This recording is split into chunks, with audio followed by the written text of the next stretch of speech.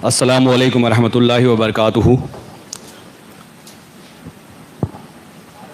Stage पर मौजूद हमारे सीनियर एडवोकेट मोहम्मद ताहिर हकीम साहब, जनाब एडवोकेट सोहेल तिरमिजी साहब, हमारे एक्स एमएलए गयासुद्दीन शेख साहब और हमारे दोस्त मुजाहिद नफ़ीस शेख साहब, और ख़ास तौर पर आज की इस मीटिंग का आयोजन करने के लिए जो बहुत ही जिनका शुक्र किया जाए ऐसे मुफ्ती अब्दुल क़य्यूम साहब कि उन्होंने ऐसे नाजुक मौके पर जमीयत जो कि पूरे गुजरात से उनके सदर और नायब सदर को यहाँ पर बुलाकर कि इस चीज़ पर आपसी गुफ्तगू हो, समझा जाए कि ये जो यूनिफॉर्म सिविल कोड गुजरात सरकार लेके आई है उसके हालात हम पर कैसे आएंगे और किस तरह से हम इसको देखेंगे और किस तरह से इसका दिफा करेंगे। सवाल जो कि मुफ्ती साहब ने अपनी बात में कहा, सुप्रीम कोर्ट के केस का भी हवाला दिया कि मुसलमान ही खुद अपने निज़ाम को मानने के लिए तैयार नहीं है, हम किसी और से क्या तवक्को करें। मैं जब ये यूनिफॉर्म सिविल कोड आया तो उसके दो लाइव एग्जाम्पल मैं आपके साथ शेयर करूंगा, उसके बाद आगे की बात को रखूंगा। 24 तारीख को ये लगभग विधानसभा में आया और 25 की सुबह लगभग 11:45 बजे के आसपास जब मैं कोर्ट में था, एक फ़ोन आता है मेरे को। अगला इंसान गुजराती में बात करता है, वो अपने साहब आ यूनिफॉर्म सिविल कोड क्या थी अमल में आवानो छे। उनका सवाल कि ये यूनिफॉर्म सिविल कोड कब से अमल में आने वाला है। मैं साहब तमे कौन बोलो छो और क्या थी बोलो छो। बोले ना साहब आ क्या थी अमल में आवानो, मतलब तमे कौन बोलो छो ने क्या थी बोलो छो एटलू तो कहो। तो अगले इंसान ने अपना गांव का नाम दिया, अपना नाम बताया। तो मैंने उनसे एक सवाल पूछा कि तमने केम आ जाणवू छे कि यूनिफॉर्म सिविल कोड क्यारथी अमल में आवे छे। बोले मारे बाबा छे ने एमनी वहू छे। सुनिएगा, बहुत इंटरेस्टिंग है। बाबा छे ने एमनी वहू छे, एमने बाबो नथी, बेबी छे। तो मतलब तो हमारे हमने बीजा लगन करवाना छे। किस लिए? बेटी है, बेटा नहीं है, इसलिए दूसरी शादी करनी है। आगे दीन के बहुत जानकार मुफ्ती साहब लोग इस पे बोलेंगे। तो क्या ये दूसरी शादी का वजह हो सकती है? ये सवाल हमको अपने आप से पूछना पड़ेगा। तो बोले बाबो छे ने बेबी छे ने बाबो नहीं, एना माटे मारे मारा बाबा ने बीजा लगन करवाना छे। मैंने पूछा, मैंने बोला तमारी जे वहू छे ए मंजूरी आपसे? बोले आलसे ज ने, क्या जैसे। उनका रिस्पॉन्स ये था, आलसे ने क्या जैसे। यानी हम अपने घर में अपनी बहू और बेटी यानी औरत को बहुत टेकन फॉर ग्रांटेड लेते हैं, जुल्म करने के लिए। कि अगर उन्होंने कहा होता कि हम उनको मनाने की कोशिश करेंगे, हम उनको समझाएंगे और हमारी जो वजूहात है वो उनको बताएंगे और वो तैयार हो जाएं, तब ठीक है, तब तक तो मेरे को समझ में आता है। लेकिन अगर ये शब्द वो इस्तेमाल करते हैं कि मानसेज ने क्या जैसे, मैंने एटले बोले नहीं माने तो एना घरे मोकली दईशू। मैंने बोला साहब तमे फोन मूकी दो, तमे खोटा इंसान साथे बात करी रह्या छो, हूँ तमारी कोई मदद ना करी शकूँ आमां। पण साहेब आटलू तो को क्यारथी अमल में आववानुं छे, मतलब तमारा माटे तो आजथी ज अमल में आवी गयुं छे। ये उनका ये एक था। जिस दिन ये आया उस दिन एक मेरे बहुत नज़दीक के दोस्त हैं।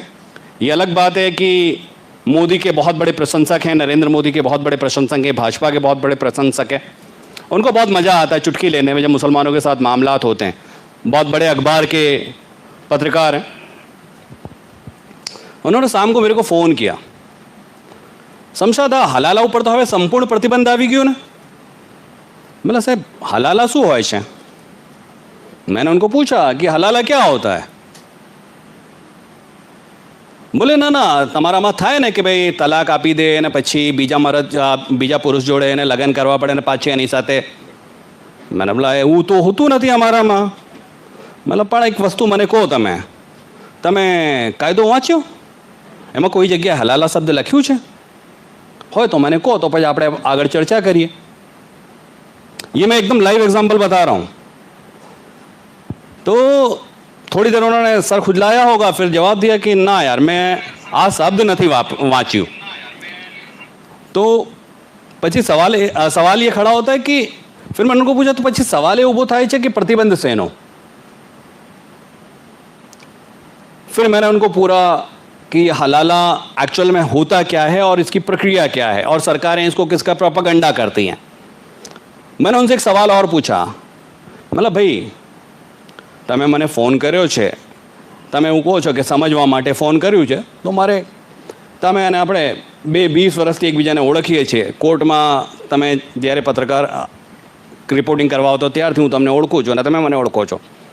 તમે મને એમ કહો કે તમે ભારત દેશમાં એવો એક કેસ સાંભળ્યો હોય જે હલાલાને લઈને કોઈ સ્ત્રીએ પોલીસ સ્ટેશનમાં ફરિયાદ કરી હોય કે મારા પતિએ મારી સાથે જબરજસ્તી हलालानु कराव्યું અને हलालानु आ केस થયો હોય, એવો કોઈ केस हो तो कहो मैंने.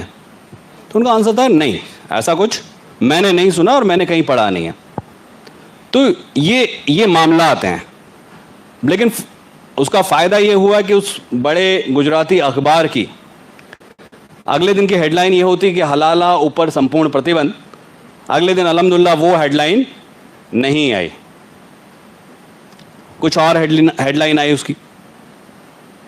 तो अब सवाल ये है कि इस यूनिफॉर्म सिविल कोड में मुफ्ती साहब ने बहुत बिल्कुल वाज़ेह फरमाया कि हमने क्रिमिनल लॉ में कभी भी ये नहीं कहा कि भाई जो हमारे कानून हैं उसको आप अमल में लाइए, लेकिन सिविल लॉ जो है वो दो लोगों के आपस के कानून की बात होती है. तो वहाँ तो इंसान अपने कानून का चाहे तो इस्तेमाल कर सकता है, क्योंकि हमारे क्रिमिनल लॉ में 2 तरह के ऑफेंसेस होते हैं. एक ऐसा जिसको हम कहते हैं कंपाउंडेबल ऑफेंस, कि जिसमें समाधान हो सकता है दोनों अगर पार्टी राजी हैं, और एक नॉन कंपाउंडिंग कि भाई नहीं आप भले राजी हो लेकिन ये क्राइम जो है, गुनाह जो है वो काफ़ी गंभीर है, कोर्ट इसके लिए तैयार नहीं है कि आप लोग समाधान करके चले जाओ, हम तो इसको केस चलाएंगे और अगर एविडेंस आएगा तो सजा भी करेंगे. तो सिविल लॉ जो है वो ऑलवेज कंपाउंडेबल होता है कि जहाँ पे समाधान की गुंजाइश रहती है. तो अब लेकिन अगर ऐसा सिविल कोई ऐसी प्रैक्टिस है जिससे समाज को बहुत खतरा है, समाज में बहुत बुराई फैली हुई है, बदी हैं, तो ठीक है सरकार विचार करे तो समझ में आता है. लेकिन सवाल है कि यूनिफॉर्म सिविल कोड जिसमें मेजॉरिटी जो बात की जाती है वो तलाक के मामले को, तलाक के हवाले को लेके ज़्यादा उछाला और दूसरी शादी को, ये 2 चीज़ों को लेके ज़्यादा यूनिफॉर्म सिविल कोड में हंगामा मचा रहता है. और उसी को लोग हमारे यहाँ पे भी जो लोग बैठे हैं वो लगभग वो इसी तरह समझते होंगे कि इन 2 मामलात में मुदाखलत सरकार कर रही है, इसीलिए हम लोग इतनी फ़िक्र करके सुबह 10 बजे, क्यों मुफ्ती साहब ने 10 बजे बोला तो मैं उनको मना तो नहीं कर पाया कि 10 बजे इतनी सुबह लोग आ जाएंगे, लेकिन आप लोग तो ज़िम्मेदार लोग हैं और आप अपनी ज़िम्मेदारी समझते हैं, इसलिए 10 बजे आ गए. तो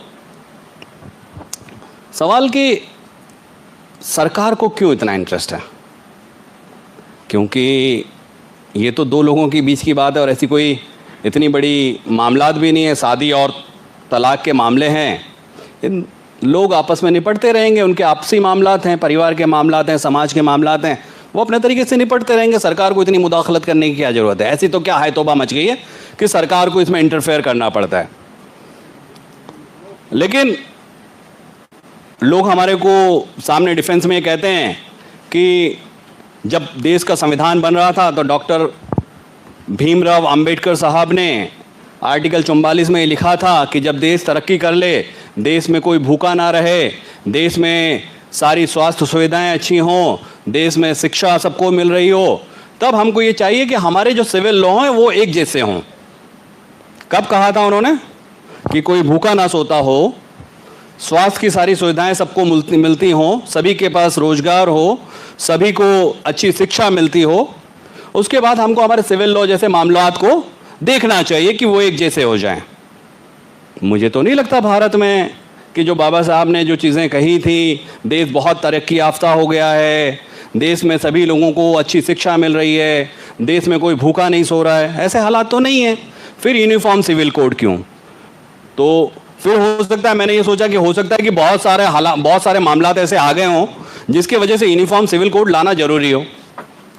तो फिर मैं उसी आर्टिकल 44 को एक बार फिर से देखता हूं कि यार ये आर्टिकल 44 में बाबा साहब ने ऐसा तो क्या लिख दिया कि ये यूनिफॉर्म सिविल कोड आने लगा। तो फिर उसको पढ़ता हूं तो ये देखता हूं यार आर्टिकल 44 में तो बाबा साहब ने लिखा कि देश को लाने का है, और किसके लिए लाना है? नागरिकों के लिए। तो मैंने लगा उत्तराखंड के भी नागरिक हैं क्या? मैंने अभी तक तो जब हम प्रियम्बल पढ़ते थे तो हम कहते हैं हम भारत के लोग, और जब हम नागरिक की व्याख्या पढ़ते हैं तो सिटीजन ऑफ इंडिया आता है, वहाँ पे ये नहीं लिखा होता citizen of Uttarakhand, citizen of Gujarat, वहाँ पे तो ऐसा कहीं नहीं लिखा हुआ आता है। तो मैं कंफ्यूज हुआ, क्या मतलब गुजरात और उत्तराखंड अलग देश हो गए क्या? कि उन्होंने अपने आप को देश मान के, बाबा साहब की सलाह सूचन को मान के यूनिफॉर्म सिविल कोड लेके आए। लेकिन फिर भी मैंने मान लिया कि चलो ठीक है, राज्य ही हैं, देश नहीं है, और इनको लगा होगा कि लाना चाहिए। तो लाने की वजूहत क्या? उसके रीजंस होने चाहिए, क्योंकि कोई भी कानून बनता है तो उसके एम्स एंड ऑब्जेक्ट्स होते हैं, ऐसे ही तो कोई कानून नहीं बनता है। तो मैंने एम्स एंड ऑब्जेक्ट्स में क्या पढ़ा जाए कि भाई, तो मैं ये ढूंढ रहा था कि भारत देश में कितने तलाक के मामलात हैं, कितने दूसरी शादी के मामलात हैं, कितने हलाला के मामलात हैं। मैं ढूंढ रहा था कि भाई ये कैसे, यानी ऐसी तो कोई वजह होगी जो जिसके वजह से चीज़ों को लाया जा रहा है। तो मेरे हाथ में 2019 से 2021 के बीच में मोदी सरकार के स्वास्थ्य मंत्रालय का एक सर्वे लगा। मैं अपनी तरफ की कोई बात नहीं कह रहा, मोदी सरकार के 2019 से 2021 के बीच का एक सर्वे हाथ लगा जिसको नेशनल फैमिली हेल्थ सर्वे कहा जाता है। उसमें बहुत सारे आंकड़े दिए हैं। मैं अपनी तरफ के हमारे कि भाई हाँ, मुसलमान समाज ने कोई आंकड़ा दिया कि हमारे समाज में नहीं, तलाक के मामलात नहीं है, हलाला के मामलात नहीं है, हमारे यहाँ पे दूसरी शादी के मामलात नहीं है। मैं उन आंकड़ों की बात ही नहीं करता, मैं भारत सरकार के, मोदी सरकार के स्वास्थ्य मंत्रालय के आंकड़ों की बात करता हूं कि मैंने देखा कि एक वक्त पे एक से ज्यादा शादी करने वाले धर्म के आधार पे कोई संख्या है क्या? तो मुझे मिली कि हाँ, मुसलमानों में बिल्कुल बहुत ज़्यादा है, बहुत ज़्यादा है, बहुत प्रॉब्लम है। तो मतलब कितना प्रॉब्लम है?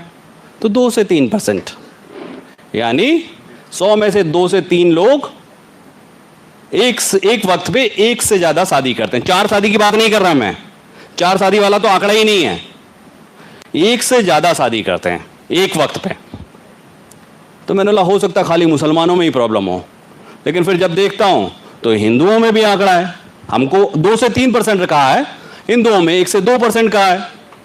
पारसियों में तो बेचारों में शादियां ही नहीं होती, तो उनका आंकड़ा ही नहीं है। लेकिन एक और आंकड़ा था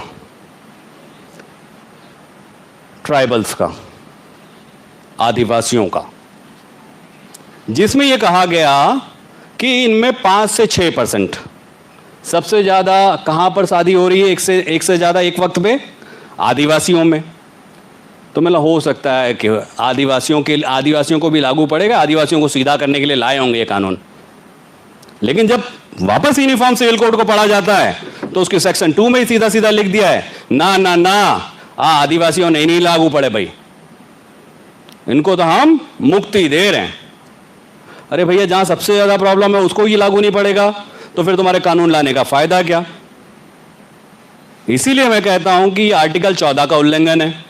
भारत के संविधान की अनुच्छेद 14 जो ये कहता है कानून के सामने सब समान होंगे, तो आपने तो कानून में ही पहले ही 2 लाइन में अपने असमानता खड़ी कर दी। आदिवासियों पे तो लागू ही नहीं पड़ेगा जहां पे सबसे ज्यादा प्रॉब्लम है। अब दूसरा सवाल जब मैं देख रहा था तो हो सकता है मतलब चलो शादी के मामलात नहीं है, ठीक है, 2 शादी वाला गलती हो गई होगी, इन्होंने पढ़ा नहीं होगा, अपना खुद की सरकार का रिपोर्ट नहीं पढ़ा होगा, ले आए ये लोग। कि भाई तलाक बहुत ज्यादा होते होंगे, इसीलिए शायद तलाक को रेगुलेट करने के लिए कि नहीं सब जगह तलाक का एक ही कानून होगा।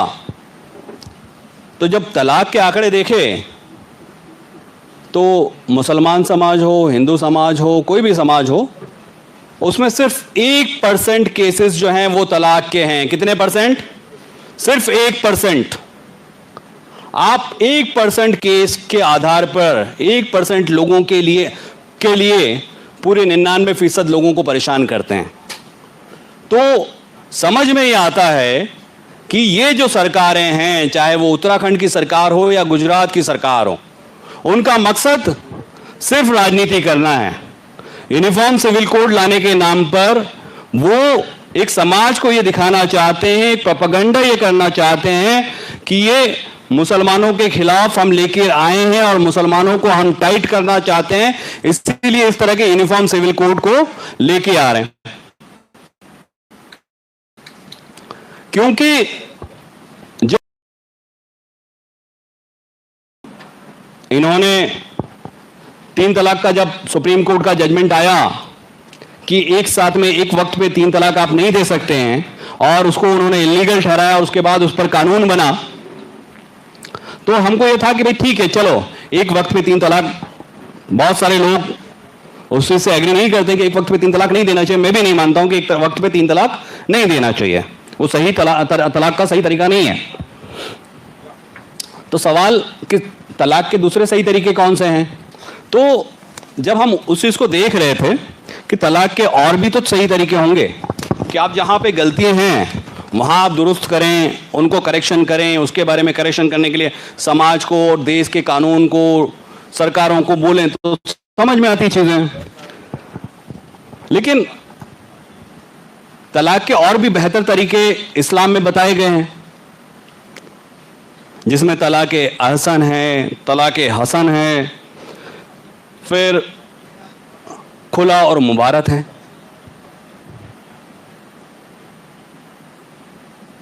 खुला और मुबारक में, खुला तो जो इस्लाम में महिलाओं को अधिकार दिया,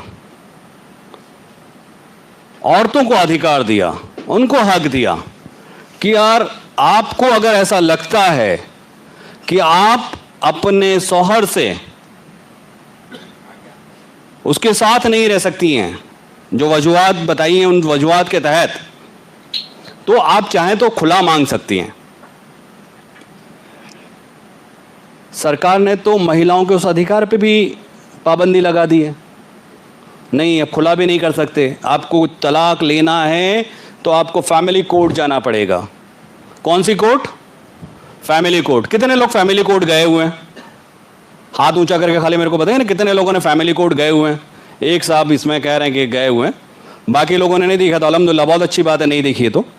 लेकिन हमारे यहाँ पर फैमिली कोर्ट का निज़ाम है। गुजरात में 30 से 32 फैमिली कोर्टें हैं। अब इन 30-32 फैमिली कोर्ट में कितने केस होंगे तलाक और मेंटेनेंस के? 50,000। कितने केस हैं? और ये आंकड़ा मैं अपनी तरफ से नहीं कह रहा, गुजरात सरकार का जो डैशबोर्ड है उस पर मौजूद आंकड़ों से मैं ये आंकड़ा कह रहा हूं।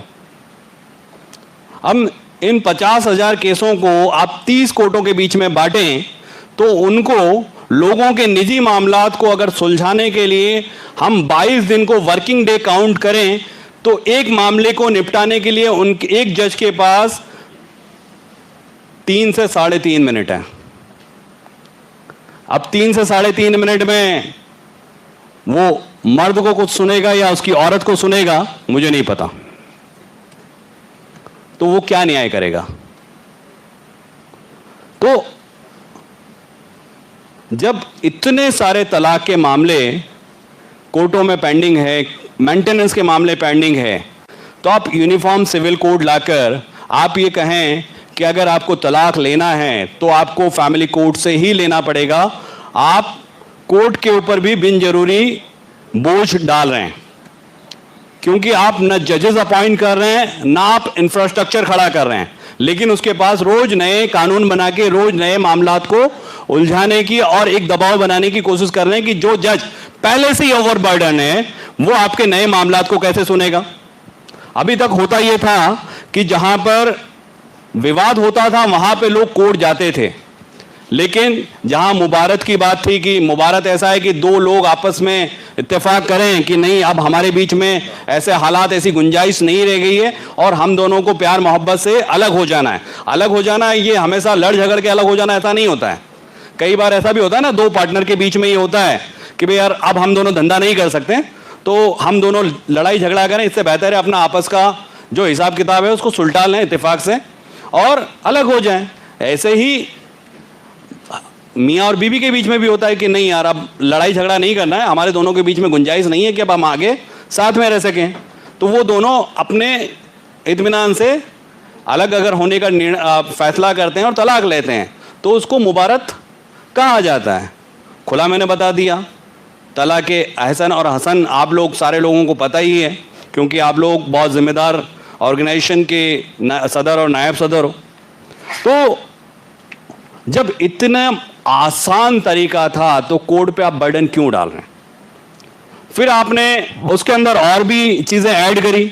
मैं आपको सेक्शंस में नहीं लेके जा रहा क्योंकि मैं नहीं चाहता कि आप लोग कंफ्यूज हो। मैं उसको जितना आसान भाषा में, आम बोलचाल की भाषा में समझाने की कोशिश कर सकता हूं, कर रहा हूं कि अगर किसी की शादी हुई पहले दिन, पहली रात को मर्द को या बीवी को यह पता चला कि जिसके साथ उसकी शादी हुई है या तो वो होमोसेक्सुअल है, लेस्बियन है, गे है, हमको ये शब्दों को बोलने को और इनको चर्चा करने की भी हम लोग को आदत डालनी पड़ेगी। अगर उसको पता चला तो क्या वो अगले दिन तलाक ले सकती है या ले सकता है? कानून उलझा रहा है। कानून कहता है नहीं, आपकी शादी हुई उससे एक साल के अंदर आप तलाक के लिए नहीं जा सकते। कुछ छूट छाट भी दी है, लेकिन आपको जज साहब को जाके समझाना पड़ेगा कि ये है, इस वजह से आया हूं, और जज साहब माने तो ठीक है, नहीं तो जज साहब बोलेंगे कानून में 1 साल लिखा है, 1 साल बाद आओ। अब बताइए, क्योंकि ये सब मामलात ऐसे हैं, बच्चे या बच्चियां अपने परिवार के साथ डिस्कस नहीं करती हैं या करते हैं, वो पहली रात पे ही किसी और इंसान को पता चलता है और वहां से हालात बिगड़ते हैं। और ऐसे केस हम कोर्टों में भी देख रहे हैं और समाज में भी देख रहे हैं। मैं बिल्कुल भी इसको बड़ा चढ़ाकर नहीं कह रहा हूं, शायद आप लोगों के सामने भी ऐसे केस आए होंगे। तो कई बार परिवार क्या है कि अपनी इज्जत ना जाए इसीलिए समाज में बैठकर उसको सुलझा लेता था, लेकिन अब तो अगर कोर्ट में जाएगा तो उस परिवार की इज्जत, उस समाज की इज्जत, उस लड़के या लड़की की इज्जत जो कि फिजिकली पूरी तरह से परफेक्ट नहीं है, उसकी इज्जत सबके सामने खुल के आएगी, सारी बुराइयां खुल के आएंगी। तो ये कहां तक लॉजिकल है कि आप जो तलाक के मामले आपस में बैठ के प्यार मोहब्बत से सुलझ सकते थे उनको आप कोर्ट लेके जाएं? तो आप सिर्फ ये कहें कि मुसलमानों में तलाक तलाक तलाक के मामले, ऐसा नहीं है। इसको जब आप आंकड़ों में उनसे पूछेंगे, कि मैं ये सवाल अक्सर पूछता हूं, बस 1 या 2 मिनट में अपनी बात पूरी कर बात को ख़त्म करूंगा। मैं अक्सर ये चीज़ अपने दोस्तों में, अपने परिवार में, अपने रिश्तेदारों को, सबको पूछता हूँ, मुस्लिम गैर मुस्लिम को, और आज से आप लोग भी जाके ये करना शुरू कीजिएगा। मैं ये पूछता हूँ कि यार तुम्हारे जान पहचान वाले, तुम्हारे वालिद के जितने रिश्तेदार हैं, तुम्हारी वालिदा के जितने रिश्तेदार हैं, तुम्हारे जितने दोस्त हैं, उनमें तुम मेरे को ऐसे केस बताओ जिसने एक वक्त पे 1 से ज़्यादा शादी की हो। मेरे दादा ने की थी, मैं बहुत ईमानदारी से कहता हूं कि मेरी 2 दादियां थी, लेकिन उसके बाद मेरे दादा के बाद मेरे 6 चाचा बाबा और मेरी 6 फूफियां, इनके पूरे खानदान में कहीं पर भी एक वक्त पर एक से ज़्यादा शादी किसी ने नहीं की। मेरे पूरे ख़ानदान में, मेरे दोस्तों में हलाला का एक भी केस नहीं है। और मेंटेनेंस के लिए कितने कोर्ट गए, ये भी सवाल हमको पूछना चाहिए। एक सवाल जो हलाला मैंने स्टार्टिंग में छोड़ दिया था, उसको आखिर में मैं आगे के मुफ्तियान हजरात के लिए और जो दीन के जानकार लोग हैं उनके लिए छोड़कर जा रहा हूँ, क्योंकि आप सारे लोग दीन के बहुत, मेरे से बहुत ज़्यादा जानकारी रखने वाले लोग हैं। कितने लोगों ने हलाला शब्द को कुरान में पढ़ा है? कितने लोगों ने पढ़ा है? हाथ ऊंचा कर लीजिएगा अगर किसी ने पढ़ा है तो। अच्छा, है या नहीं है? हलाला शब्द, अल्फाज कुरान में है या नहीं है? है? किसी मुफ्ती साहब तो कह रहे हैं नहीं है, आप बाकी आप लोग को किसी की तरफ से कोई जवाब नहीं आ रहा है। हाँ, नहीं है ना? फिर हम लोग रोज हलाला हलाला हलाला क्यों बोलते हैं? जब भी किसी का तलाक हो जाता है तो हम बोलते हैं यार इसने तो शराब पी के दे दिया, इसने गुस्से में दे दिया, इसने ऐसे दे दिया, इसने वैसे दे दिया, लेकिन यार अब मेरे को मेरी बीवी को रखना है यार, मेरे को तो बोला अब तेरे को हलाला करना पड़ेगा। क्यों बोलते हैं? क्यों हम ये नहीं कहते हैं कि अब ये बीवी तुझ पर हलाल नहीं है? हम ये क्यों नहीं कहते हैं कि अब ये बीवी तुझ पर हलाल नहीं है? अब ये हलाल नहीं है तो कुछ लोग हैं जो मशवरा देते हैं कि यार हलाल नहीं है लेकिन कुरान में ऐसा बोला है कि हलाल कब होगी? बोले हलाल तब होगी कि जब ये किसी और के साथ निकाह करे और वहां से वो उसको तलाक दे, उसके बाद ही हलाल हो जाएगी। तो मैं तो बड़ा टेंशन में रहता हूं हमेशा।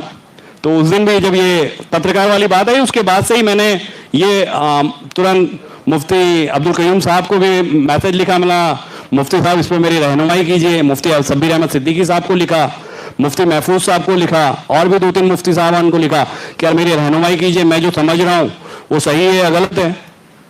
तो मेरे को 4 मुफ्ती साहबान ने लिख के ये बोला कि नहीं, कुरान में हलाला जैसा कोई शब्द नहीं है, कोई अल्फाज नहीं है। और मैंने बोला ये प्लांट हलाला जो करते हैं, प्लांट हलाला मतलब समझते हैं आप लोग कि भाई तलाक हो गई, अब उसको वापस अपने जिसने तलाक दी उसके लिए हलाल करना है, तो हम प्लान करते हैं जिसका प्लान ही ये हो कि हम इस निकाह को इसलिए कर रहे हैं कि इस निकाह में हम तलाक कर देंगे। निकाह होगा जिसकी नीयत ही ये हो, जिस निकाह की नीयत ही ये हो कि इसको तलाक होना है, तो वो निकाह होगा। मेरे को नहीं पता, मैं आगे वाले जो दीन के जानकार हैं उनके लिए सवाल छोड़ के जा रहा हूं। और इस पर बहुत बड़ी चर्चा होने की जरूरत है। जिस तरह से यूनिफॉर्म सिविल कोड की पुरजोर मुखालिफत करने की जरूरत है, उसी तरह से हलाला के इस स्वरूप की हमको मुखालिफत करने की जरूरत है, क्योंकि इस कम जानकारी की वजह से हम लोग कई बार शर्मिंदा होना पड़ता है, कई बार हमारे पास इसके जवाब नहीं होते हैं, और हम कुछ भी हलाला को लेकर बोलते हैं जो हमको उसको टारगेट नहीं करना, लेकिन उसकी गाइडेंस हो सके, उसकी समझ हम बढ़ा सकें, इतनी जानकारी हमारे पास होनी चाहिए। और हलाला पे मैं मानता हूं कि यूनिफॉर्म सिविल के कोड के साथ अगर जब जुमा के दिन हमारे आलिम दीन खुतबे से जुमा के दिन बयान करें तो उसमें हलाला के इस एक्चुअल फॉर्मेट पर बात करें। इतनी बात को कहते अपनी बात को पूरी करता हूँ। जज़ाकल्लाहु खैर। अस्सलामु अलैकुम रहमतुल्लाहि व बरकातहू।